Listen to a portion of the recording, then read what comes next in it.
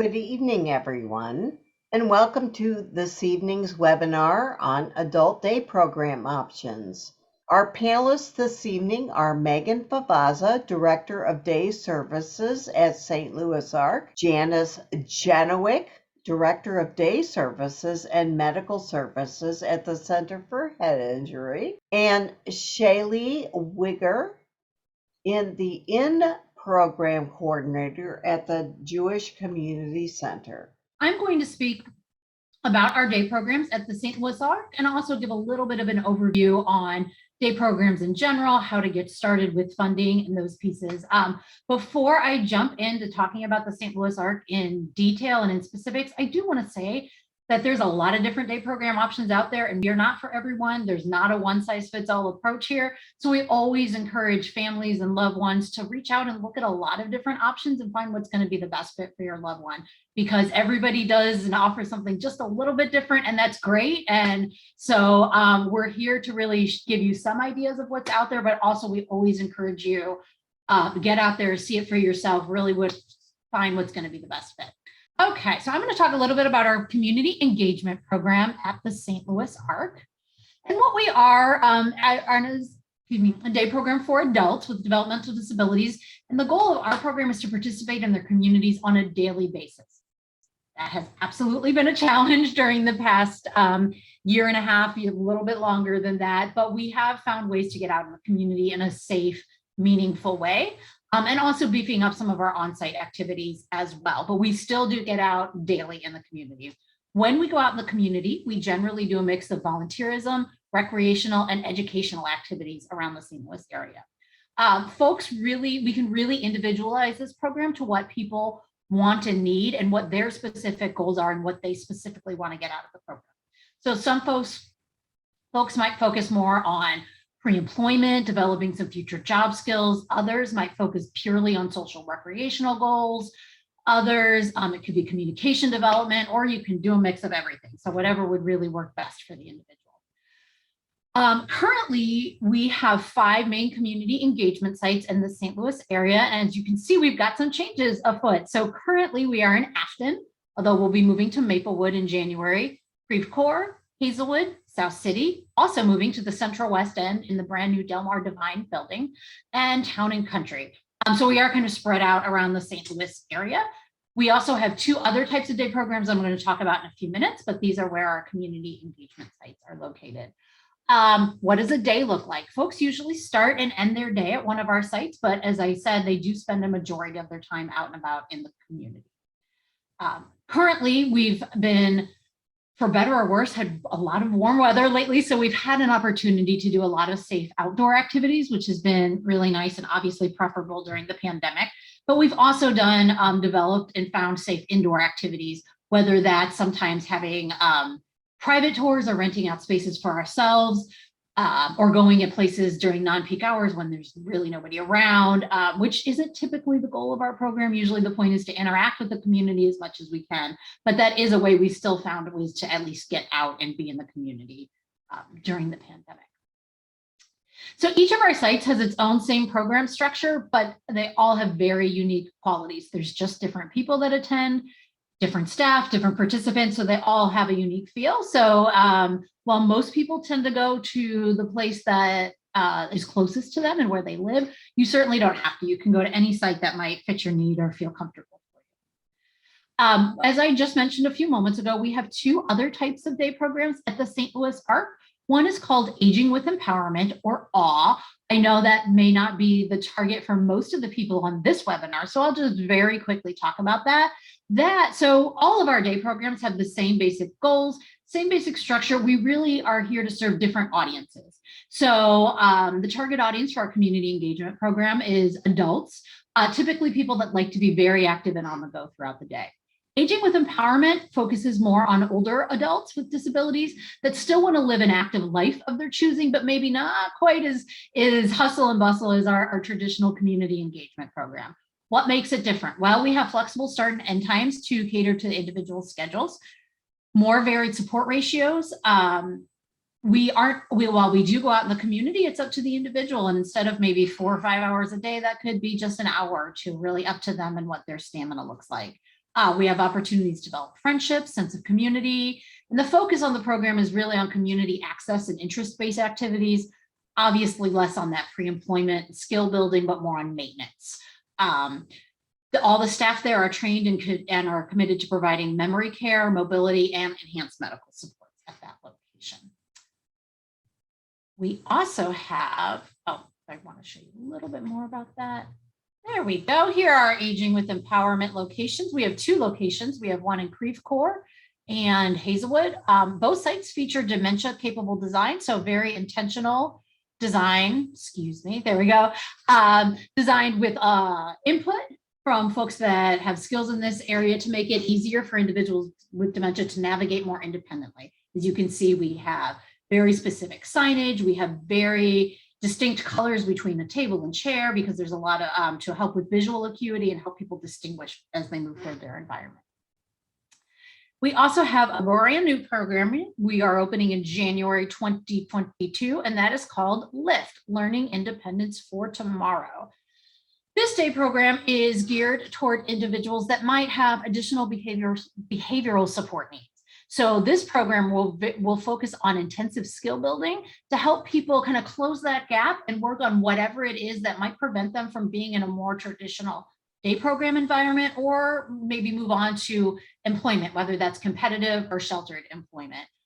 We know a lot of times people coming right out of school have a lot of skills, but just might need to develop a little bit more in that behavioral support area before they're able to be in a more traditional or less restrictive environment. So this is really designed to be a transitional program to help individuals close those gaps, build those skills, and move on to something that's a little bit less restrictive. We will have very intensive, as we said, skill building, intensive supports around behavioral supports. We will be able to have lower support ratios so that we can give the individuals what they need and the time and attention to be able to succeed and do that skill development. We will continue to be out in the community though. So we will be volunteering, doing pre-vocational training, opportunities for community-based leisure activities, intensive social skills and communication training. And obviously, as we do in all of our programs, we will provide whatever level of hygiene support folks need, whatever level of medical support folks need. We do have a nurse on staff. We don't have a nurse on site. So we have one nurse for all of our programs. So she is just a phone call away, but she's not always physically there. So what she would do for those tasks that are typically done by a nurse is we do what we call delegated nursing activities. So the nurse would train our staff and keep up with their training and keep eyes on them and do pop-ins and check-ins to make sure that they are able to provide those level of support. So if there's a specific medical support need you have a question about, we could talk about that, but we are happy to provide those types of supports. Okay, let's talk about some of our volunteer sites. We have many. This was absolutely affected by the pandemic. Many non-for-profits were not able to take volunteers in, but we are slowly but surely rebuilding those. And here are some of the places we are currently volunteering. And we have many, many more. Pre-pandemic, we had about 60 volunteer sites. Right now, it's about half of that. I would say 30 or a little bit less. We've been very fortunate to be able to do a lot of volunteer work at our site and then be able to bring that to the volunteer sites. For example, we're able to make kitty litter boxes for the Humane Society. They drop off all the materials, we make them on site and we drop it back off at the site. So that's a way we've been able to volunteer. We also do volunteer in person at the Humane Society as well. But for those that aren't as comfortable getting out there and doing that in person, we have an opportunity at the site. Many, many more. Also, I did want to say that if your loved one has an interest, whether that's pre-vocational or just a personal interest in their life, and they would like to volunteer in a certain realm and we don't have a volunteer site that matches that, that's our job to go out and find one. Almost every single volunteer site we have was developed because an individual said, I want to do that. I'm interested in that. I want to learn about this. And so we go out and find something that matches that need. Leisure activities, you name it. Pre-pandemic, it could be anything that they wanted. If somebody said something or asked a question or said, hey, I'd like to try this, we did our best to make it happen. Obviously, the pandemic has impacted that, and we really do need to preview sites, make sure that they are safe, that they have COVID policies that align with the ones that we are following in our agency, but if they do, then we make it happen for them. Okay, some on-site activities. We have a drama troupe, and this is one where we have bring the community to us instead of us going out in the community. We have a teacher from Stages St. Louis that comes and works with the individuals we support, and they put on a musical theater performance every year out at the Stages Theater in Chesterfield, which is really nice. We have music therapy. Again, we contract with certified music therapists, and that we've been able to continue straight through the pandemic. They've done it over Zoom, and it's been very successful.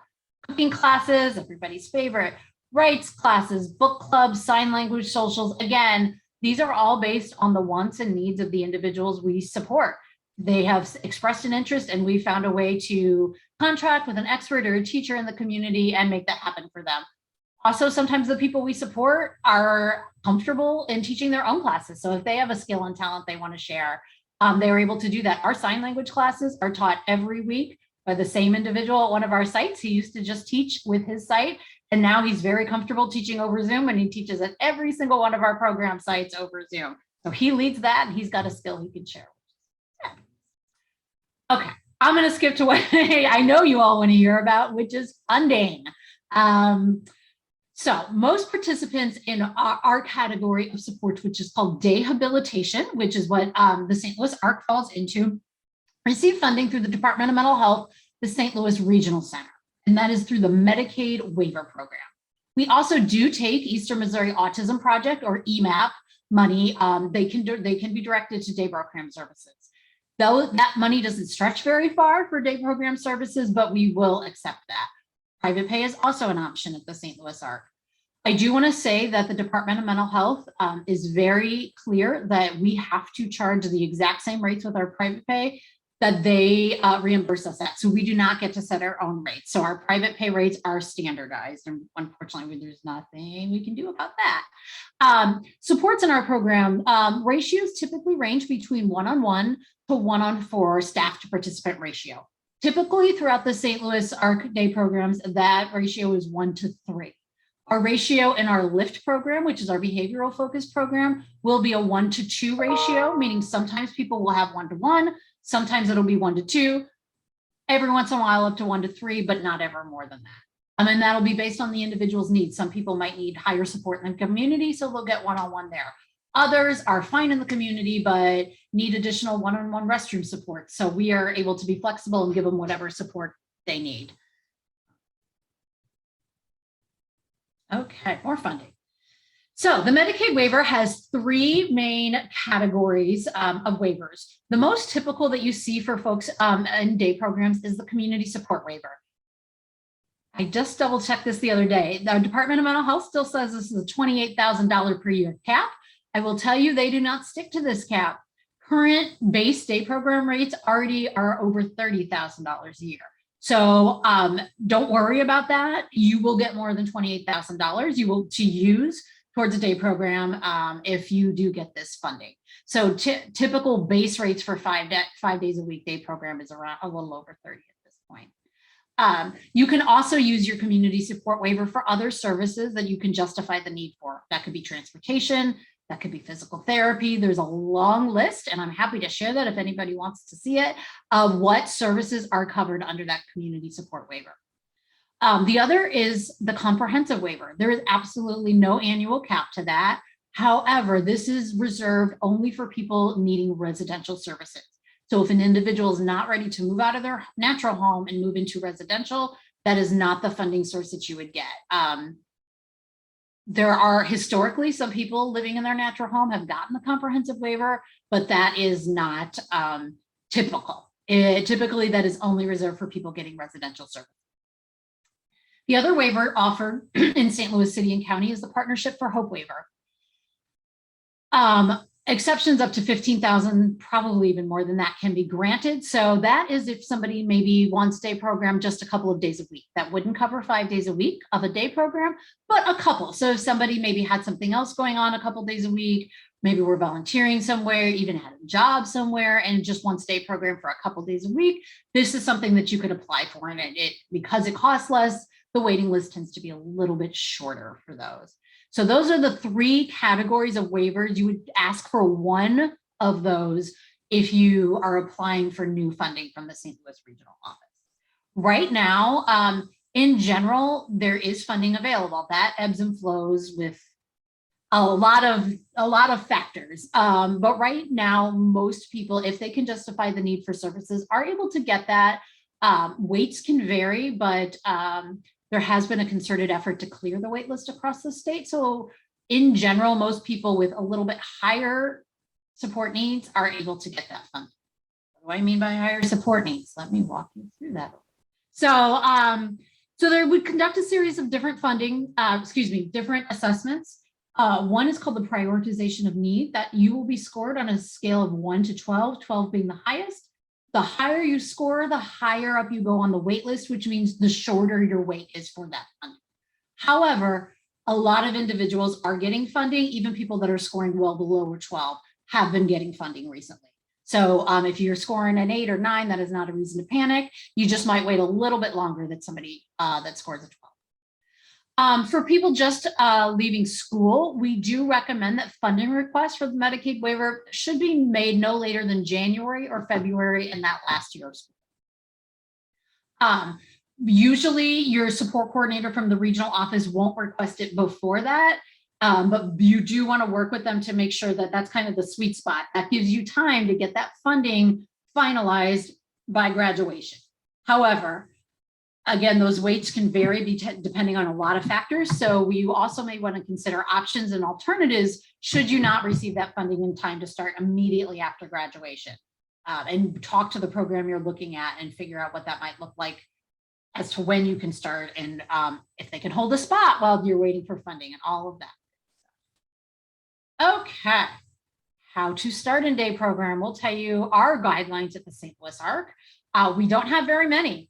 You have to be at least 19 years old. And actually we have reevaluated this. And right now we are moving that to 18 years old. Diagnosed with a developmental disability and just live in the greater St. Louis metro area. That can be St. Charles County, that can be Jefferson County. That's okay.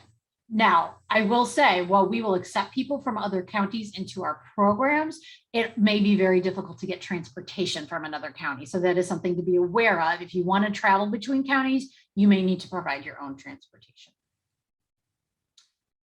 Okay, so I'm going to talk you through the intake process we have at the St. Louis ARC currently. So we do invite you to take at least one tour of each site that you're interested in before making any further decisions. We recommend that not just at the ARC, but see other programs, see other agencies. You should explore all of your options. At the St. Louis ARC, we offer a free 2-day trial to determine if the program will be appropriate for the person and if they want to participate. Do they like it? Now, I say 2 days, that's our starting point. We can always add on to that. If we don't know after 2 days, or if the individual's not sure, or we just feel like maybe they weren't comfortable right away and they need more time, we'll do whatever we need to make sure that it is an appropriate fit for them.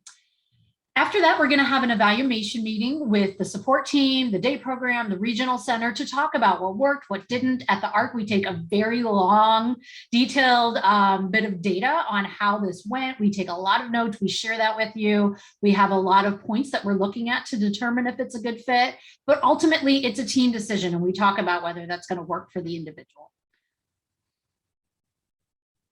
Okay.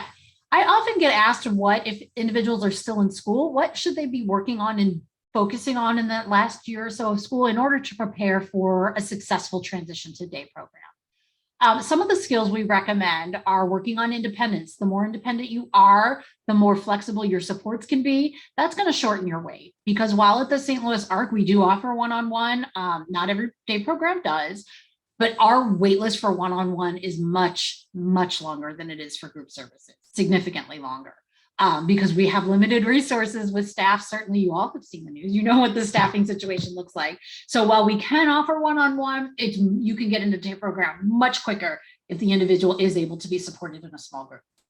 So some of those things to look at are eating and drinking, toileting and hygiene, mobility supports. Again, we can provide all of those supports at the ARC. That's not a problem, but the more independent they are, the more likely they could be supported in a small group. Communication. As much as you can work on ability to express clear choices, a means to communicate with the community at large is great, because that's the goal of our program. And so the better the person can be, or the more comfortable they are, the smoother that transition will be for them. And I also talk about using communication devices that are portable and non-intrusive. Dynaboxes are great, not in the community. Can we transfer that to an iPad? Can we transfer that to something that's a little bit more natural? And behavioral support. Again, we can provide that level of support at the ARC, and I know some of these other programs can as well, but the more independent they are or the more prepared they are to transition, that just makes for an easier transition. So I know I kind of flew through that and that was a lot of information, but as we talk about, really, there's a lot of day programs options out there. This is one of them, but we do encourage you to look around, ask questions, be engaged in that process, and we're all here to help you because we know it is a very big transition. It's a big life transition. We're here. Thank you, Megan. And so I think at this point, I will turn it over to Janice. Hi, guys. Thanks for joining us tonight. I am nervous about following Megan. What a presentation, right? She covered so much with you guys. I also want to introduce Jody Warden. She is our coordinator for our MAP program, which is the Midwest Adult Autism Project. So there's Jody. Like I said, we are the Center for Head Injury Services, and some people may hear us as the Centers for Specialized Services. So either one of those names, it's the same company, organization. But we don't just work with brain injuries. We work with all types of disabilities. Yeah, in my program, we work with adults on the autism spectrum who have a little more special needs, some hygiene needs, some toileting needs, and some behavioral challenges. So like Janice said, we don't just focus on brain injury. We do have a place for everyone. Our mission is to help people with really any type of disability that can benefit from our services to reach their maximum potential by developing skills, creating opportunities, and shaping brighter futures. These are just our values that are very important. We value quality. We value results. And so that is our goal, to work with the client to get the best results as possible. We value win-win relationships. We value growth. Again, the center has a spectrum of services. We can start from someone getting out of school up to employment. We have counseling. We have all different kinds of services. So we have a total of 17 different programs. Right. That range from my MAP program all the way up to job coaching and everything in between. We actually have two day programs. We have what we call our adult day program, which is technically, I guess, your traditional type of day program. Then we have Midwest Adult Autism Project, which is originally geared for people on the autism spectrum. But over time, we also found that we can take people who have a behavior or something that is keeping them from functioning in a typical setting, is what I would say. But you can also see we offer therapies, OT, PT, speech. We have counseling service. We have an adaptive equipment services that's funded through the Alliance. So if someone needs equipment at home, school, whatever, they can reach out and we can do an assessment and then, get you set up with the equipment. We have vocational training and transition. We have Talent Connect, which is, again, a vocational program that's out in the community. We have career planning and placement, employment supported services, and community support services. So again, it's a whole spectrum, and you can be in one program or as many programs as you need at the same time or separate times. All right, so this is our day services. These are some of the activities you will see going on here. Again, just showing our guys you do physical activities throughout the week. So we offer things like cognitive disabilities. We can socialization skills we address. We work on pre-vocational skills if that is what the individual is interested in. We do go volunteering in the community. And so as you'll see it on the slide, we're open Monday through Friday. Basically, the program is from 9 to 3, but we can do a little before care if needed for parent to work or something, and a little bit of aftercare. It's one of our ladies painting. All right, so here's what you can expect people in our adult day program to receive. Brain enrichment exercises and activity, recreational activities and physical exercise, individual program goal setting and progress updates, physician's orders, restorative rehabilitation therapy, assistance with activities, of daily living, behavior programming, and social skill training, pre-vocational activities, and again, community integration training. So eligibility for our adult day program is must have a documented disability, including brain injury or developmental disability, be 18 years or older, be medically stable, have no limitation that precludes participation in groups. We are a 6-to-1 group in our adult day program. Have no toileting or feeding issues that cannot be managed within staff limitations. So what we're looking for is individuals that can stand and transfer to a toilet with assistance and those kind of things. We can help feed at some individuals, but we do have a limited number of slots on those. We did not have an active drug or alcohol abuse problem. We don't really run into that very often. And not have current behavior difficulties that would be considered dangerous to themselves or other participants. Overly disruptive to other participants and have aggressive, severe, uncontrolled psychiatric problems. And again, have the ability to benefit from the cognitive enrichment and socialization and recreational activities that we have. And those are geared towards the individual's skill level. So, and have the ability to benefit from program services is determined by a pre-admission team, have access to funding or the ability to private pay, have a minimal elopement risk and have physician's approval and to participate in the program and to receive funding through DMH or Department of Health and Human Service. You have to have active Medicaid. Oh, This is an activity. This is an activity these guys love. It's called Make Me a Star. So they are put on stage, allowed to do whatever they feel their talent is. So we have lots of singers, of course.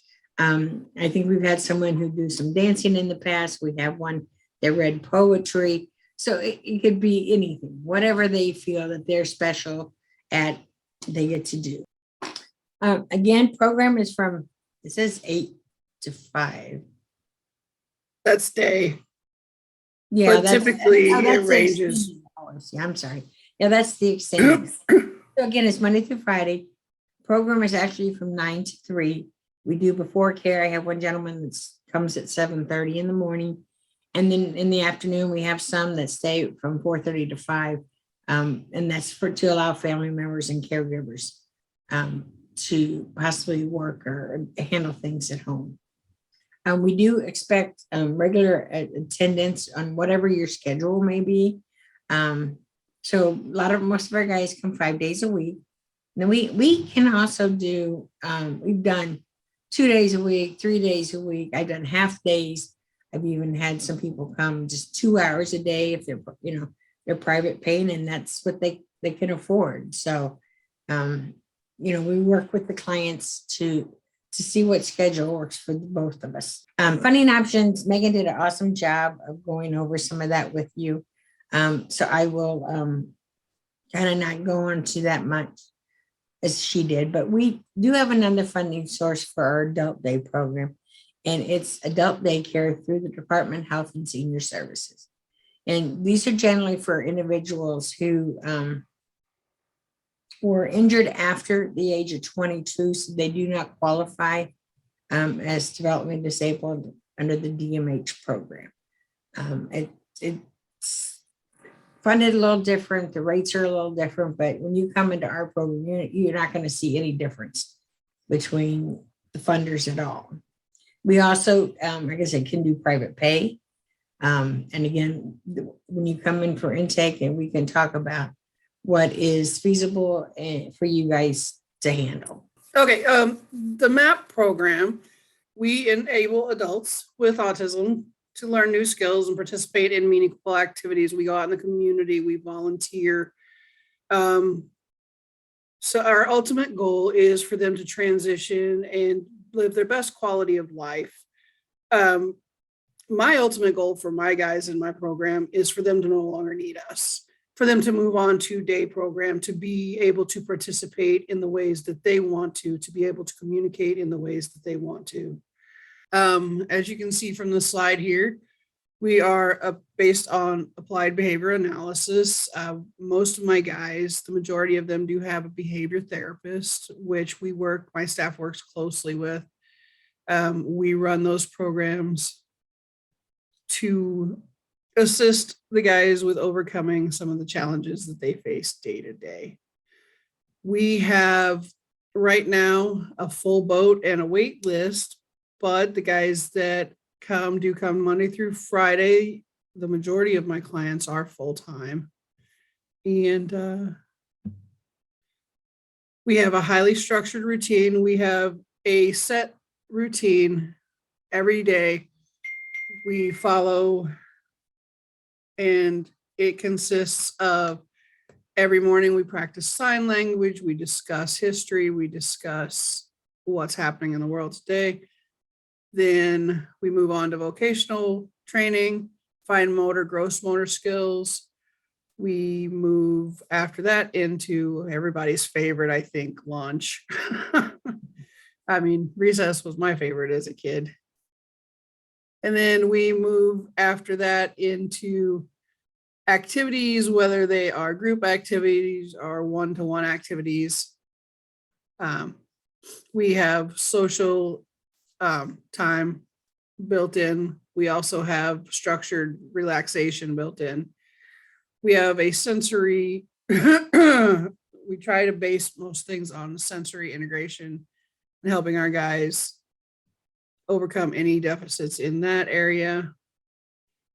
The most important thing I think on this slide really is that our program is not, while we do have a structure, it's not based on what's best for the mass. We base it on the individual. If I'm a person that's in MAP and I need help learning to tie my shoe, we're going to work on what the steps of tying a shoe are. Whereas Susie next to me might need help buttoning her pants. So that's what Susie will work on. So it's highly individualized. Here's some of our group activities. The top one is as our Halloween party. And then we have a birthday party going on in the bottom. Eligibility for MAP, you have to have a documented diagnosis of autism or significant behavior supports needs. You got to be 18 years or older, medically stable. There's no limitation that precludes participation in groups. Have no toileting or feeding issues that can't be managed within staff's limitations. We do some pericare and some not manual feeding, but we do have some guys that we do some hand over hand feeding with. No active drug abuse or alcohol abuse problems. We don't have a lot of problems with that in MAP. And have the ability to benefit. So it's kind of the same as a traditional day program in that aspect. Oh, here's another party. We like to have a good time. We have eligibility continued is, as I said before, the same as our traditional day program, have access to funding or be able to private pay, have a physician's approval to participate, and be enrolled in Medicare unless you're doing private pay. Our program runs from 9 a.m. to 3 p.m. We do allow, with it being set up prior to, some before and after care programs available on full or part-time basis, depending on the participant's need. Upon admission, a schedule of the program attendance will be coordinated. If a participant is unable to attend program, we do appreciate notification prior to.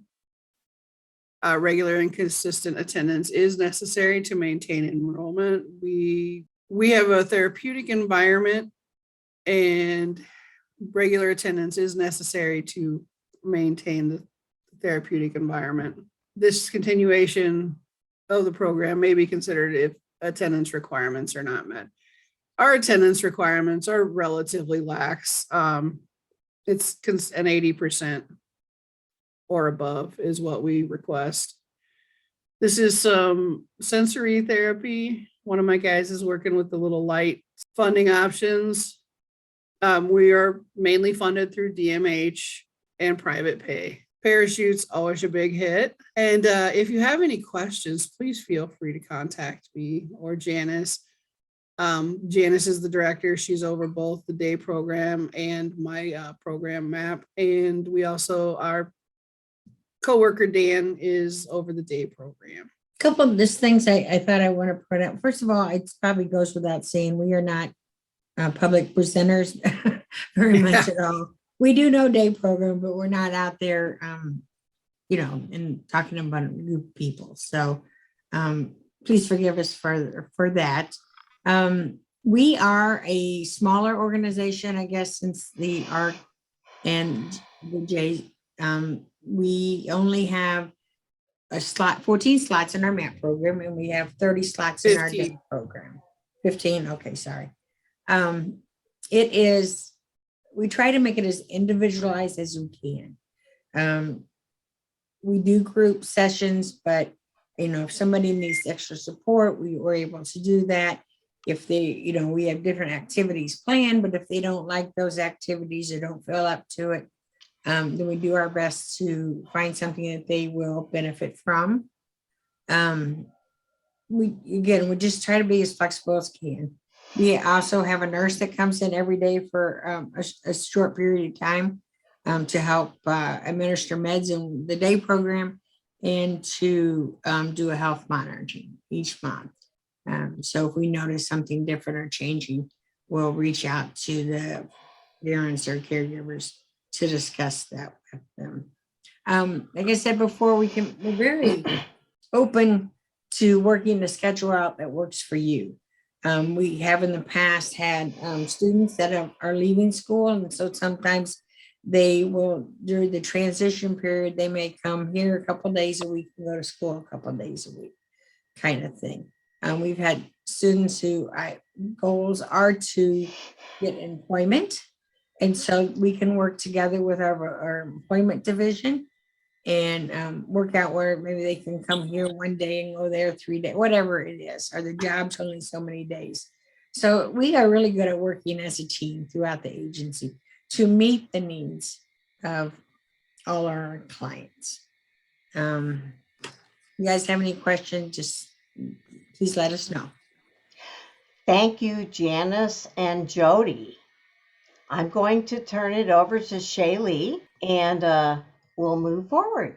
My name is Shayl Wigger, and I am the in-program coordinator for the Jewish Community Center.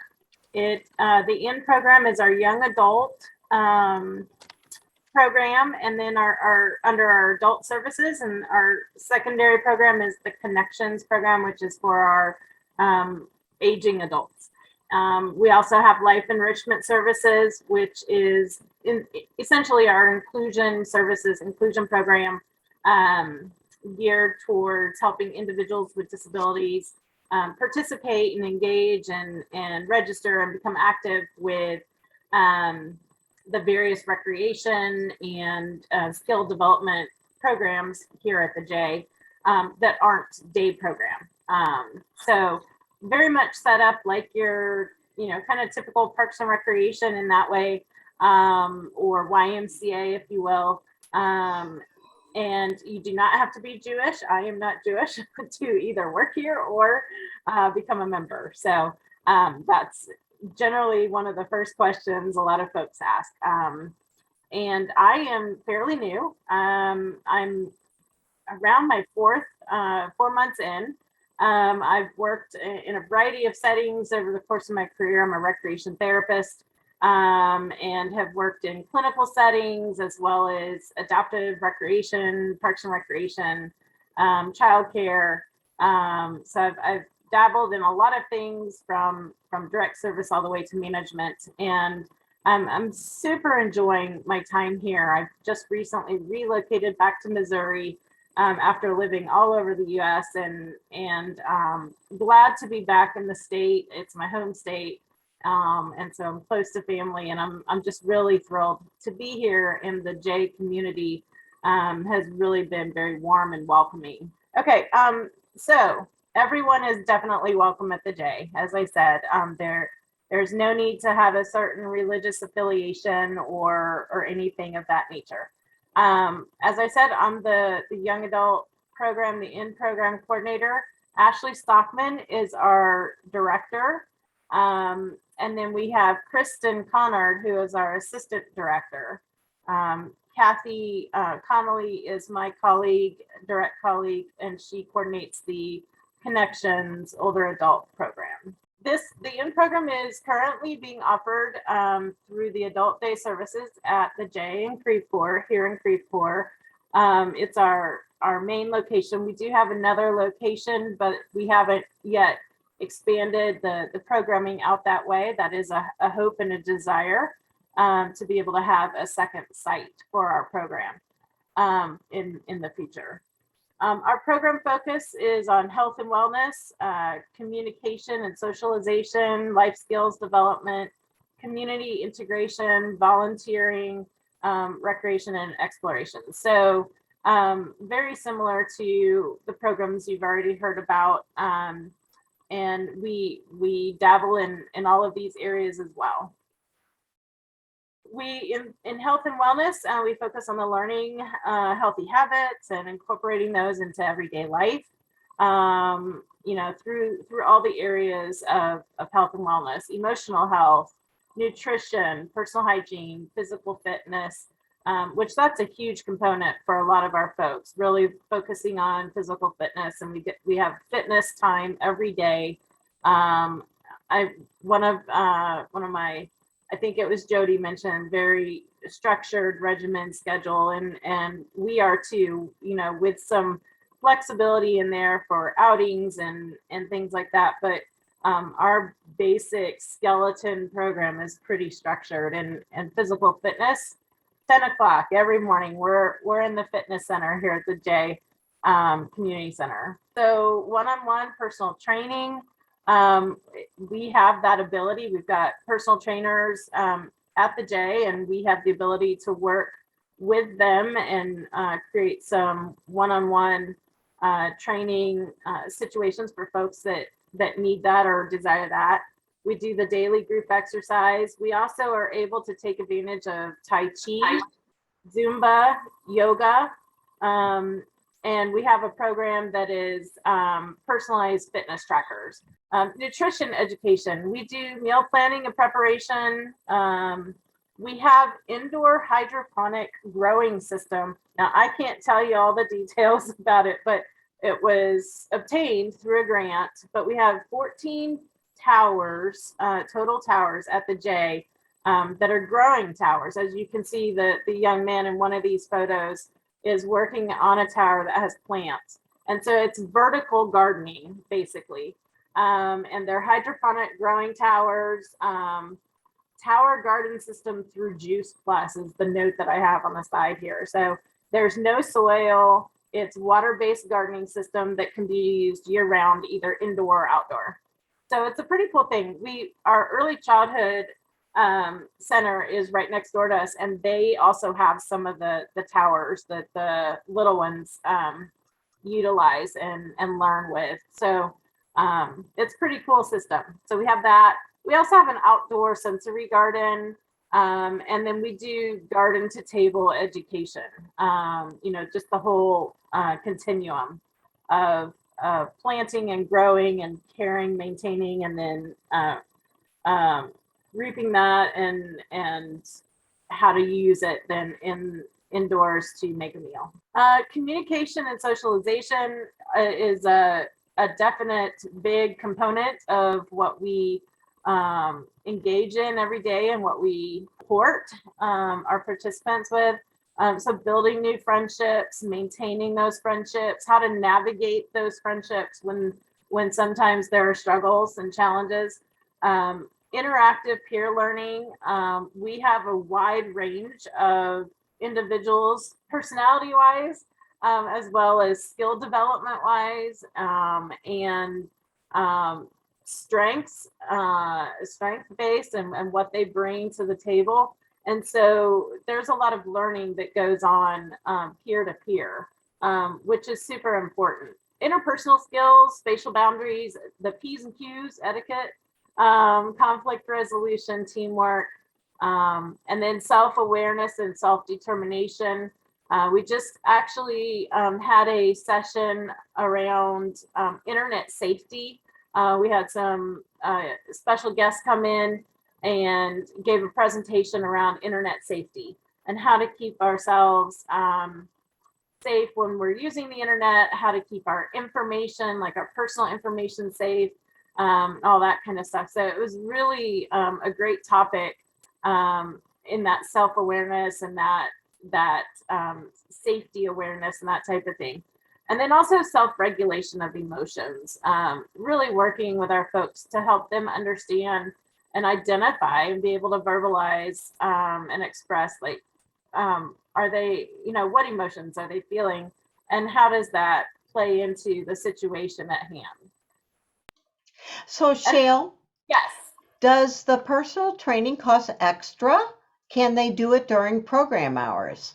It's done during program hours. So the personal trainer comes and signs the individual out, takes them up to the fitness center, works with them, and then brings them back. And there are different options for the funding. It is an extra cost, but we are working with grants and kind of scholarship opportunities and things like that and try to work with the families to help it be as minimal of a cost, if at all. So our therapeutic services, we are not we are a therapy. I think I can't remember if that was Janice or if that was Jody, but somebody said, we're a therapeutic program. We do have obvious therapy going on. Anytime anyone engages in recreation or something of that nature, there's some type of personal therapy that's happening. But we do have official music therapy that comes in at no cost to our clients through the Midwest Music Therapy organization. We have pet therapy through Duo Touch Dog Therapy twice a week. And you can see a photo there of that looks like that might be Oliver, one of our golden retrievers. We have speech therapy, horticulture therapy, intergenerational programs.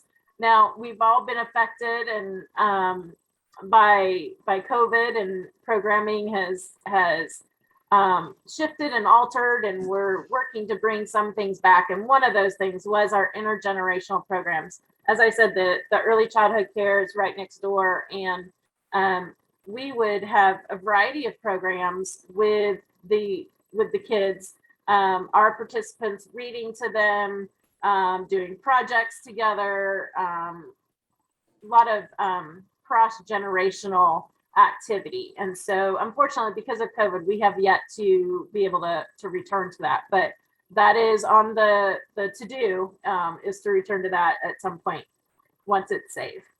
And then we have other on-site offerings at the J. We have physical therapists and occupational therapists on site that work out of the fitness center.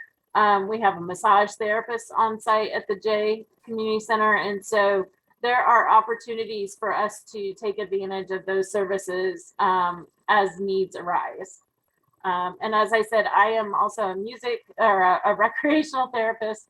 I'm looking at a picture here of Kathy, my colleague. She is also a music therapist. So we bring our skills in as well, not just as our coordinator positions, but also our careers and how we've worked our careers previously. Recreation exploration, of course, this is my favorite, being a recreational therapist. But we've got community outings. We do STEM projects and activities. Those are the science, technology, engineering. We do art, book clubs. We're planning a trip next week to the Science Center. Hopefully next month we might be going to the Van Gogh. So, you know, I'm all about exploring and really bringing opportunity, especially new opportunities to participants and allowing them to experience things that maybe they have yet to experience. And then, of course, still enjoying the classics like bowling. You see there in a photo. So a lot of variety of activities and recreation and projects going on. We also do a lot of volunteering, and that's another thing that we are working back in as much as we can. It had to kind of take a slow down by the wayside because of COVID. But we have volunteered at the food pantry, the Harvey Kornblum Jewish Food Pantry, In the Box, Operation Food Search, Little Bit Foundation, Garden of Eden, animal shelters, the Jewish Federation. We have several areas within the Jewish Community Center itself that we do a lot of small group and individual volunteering with. So for instance, we do a lot of mailings, support the development office with a lot of mailing support. So stuffing envelopes and form letters and things like that.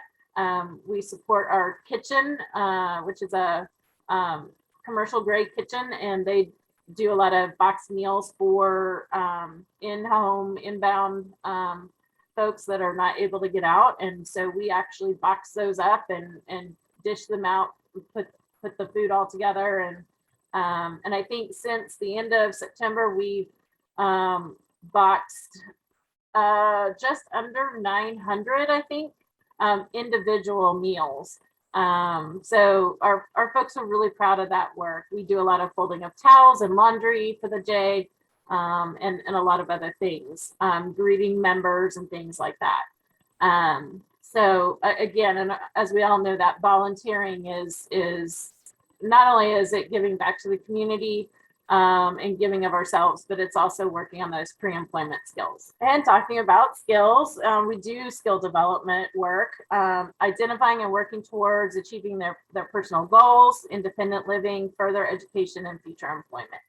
So those are all things that we discuss and talk about and set goals on with our person-centered planning that we do.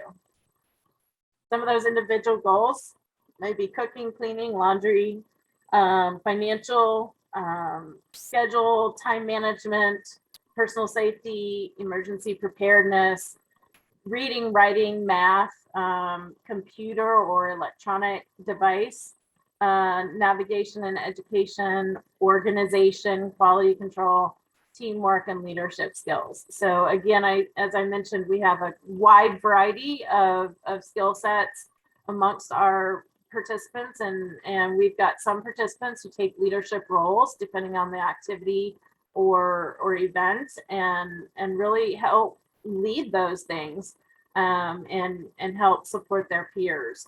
So it's really awesome to see that when it happens. Here's kind of the nitty gritty. We do currently have a waiting list. We start at age 18 and go up. I think our program typically goes up to about mid-30. We are a group base, so we're not one-on-one. And our ratio is usually around a 1-to-6 staff to participant ratio. Obviously, if we're doing a more high-risk activity, such as going on a field trip, going to the pool, we look at that ratio and we massage that a little bit and make it appropriate so that it is so that everyone is safe and the risk is lowered.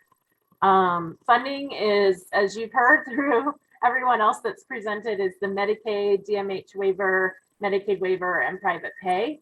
And one point I want to make about that is that it's never too early to really start that process of applying for that Medicaid waiver, and then once that's obtained, then going for that DMH waiver and so forth. And it's getting started now because it is a process. It does take time. It's not a quick overnight thing. Yeah, so I recommend, it's never too early to start that process and start educating and getting applications in. Our hours are Monday through Friday, 8 to 5. Transportation, it's available within a limited geographic area. And again, you do not have to be Jewish to be a participant. The other part of our program is the life enrichment programs, which I mentioned earlier. It's our inclusion services. Lexi Millman is my colleague that coordinates and directs those. And a few of our programs are Sunday Friendship, which is in the community outing program. Theater Unlimited, which is an inclusive theater program. So personal training, as we mentioned earlier, adapted aquatics, Zumba, and able bodies. And I forgot to mention, we go swimming twice a week in our day program, and just so many more. I won't go backwards. We're talking about inclusion right now. So while the day program may not be available for younger teens and folks that aren't graduated yet or not ready quite yet for that, the life enrichment programs may very well be an option for some recreation on the weekend or during the evening on a weekday that's not super busy. And so that is something that you could call Lexi or look at the website and learn more about. That could be an option and available to you now. And here are our two websites for the Adult Day Center and for Life Enrichment. And I just want to say thank you for the opportunity to be a part of this panel and workshop. And I've got a lot of exciting ideas and plans for the future, and would welcome any phone calls or emails or sit down conversations with anyone to collaborate or answer questions that you may have. Thank you very much. You're I welcome. wanted to let you know what we already have a question. Are you only available at the Creve Coeur location? Yes, as of right now, that's our only location. Okay. I agree with the other two. It's very important to start this process as early as you can. It takes a while. There are several different day programs out there, and each of them have some similarities, but each has their own unique qualities, kind of thing. I know someone had asked about the DHSS, especially in that program. They have some really good programs. And then unfortunately, there are some that you may not want to choose. I would suggest starting now, start these tours, start visiting, start calling people. I don't know how many times I've had families call me and they maybe not chose us, but I've been able to guide them into finding the services and the funding they have. So, just keep that in mind, start as early as possible. Go places. I think all of us probably have, like Megan said, the trial days. That's a great thing to do. It allows the client to learn who we are, what we do, and our structure, and the clients, they get a real picture of what it could be. And then it also gives us as the providers a better idea of what their needs are and what their interests are and those kind of things. So then you really know if you've got a good fit or not. I totally agree with that, Janice. I think it's important to visit and ask questions and to find the place that best fits with your family member.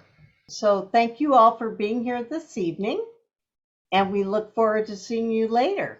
Thank you, guys. Thank you. you.